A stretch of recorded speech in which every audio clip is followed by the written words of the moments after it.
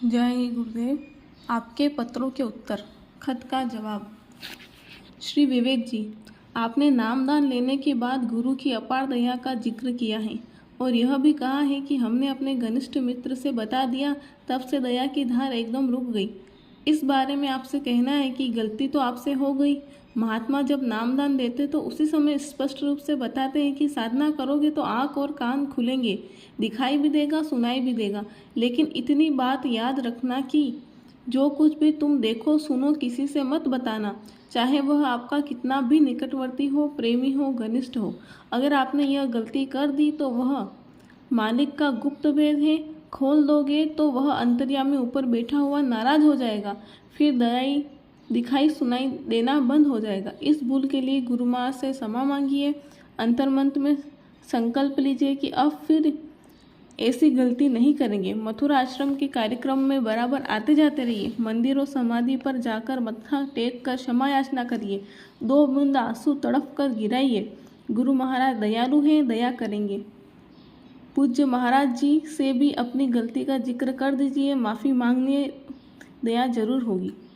श्री शिवानंद जी, आपने कर्जों का बड़ा बोझा लाद लिया है, दिनों दिन बढ़ता जा रहा। खेत बेचकर कर्जा अदायगी की बात पूछी है।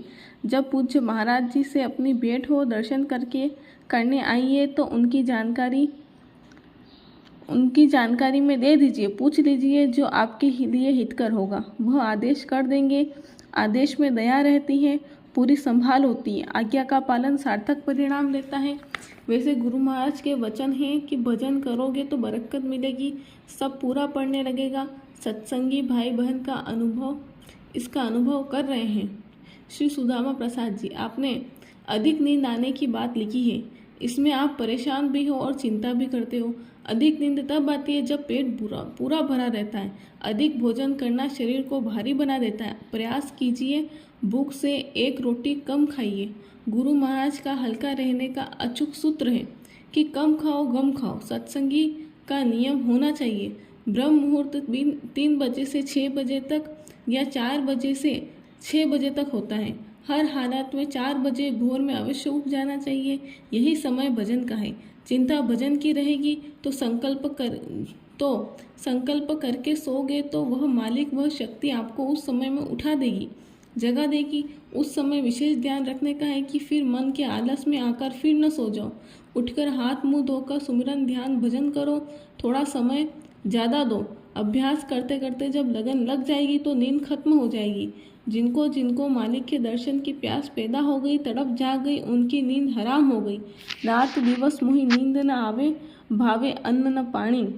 हर किसी की यही दशा हो जाती है। प्रातः काल में वातावरण बिल्कुल शांत रहता है, भजन में मन लगता है। रात्रि में सो जाने से थकान उतर जाती है। इस समय साधना करने पर अनुभव जल्दी होता है। सच पूछा जाए तो साधना का समय रात्रि में ही है।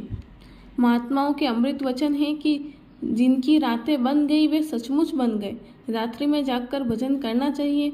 महात्मा पलटू साहब की वाणी है, जागे से परलोक बनत है, सोए बड़ दुख होय। ज्ञान खड़ग लिए पलटू जागे, होनी होय सो होय। रात्रि में जागना और जागकर भजन करना बहुत जरूरी है। इसी जागरण के लिए कबीर साहब ने भी सचेत किया है। रात गवाई सोई कर, दिवस गवायो खाए। हीरा जन्म अनमोल था, कौड़ी बदले जाए। जय गुरुदेव।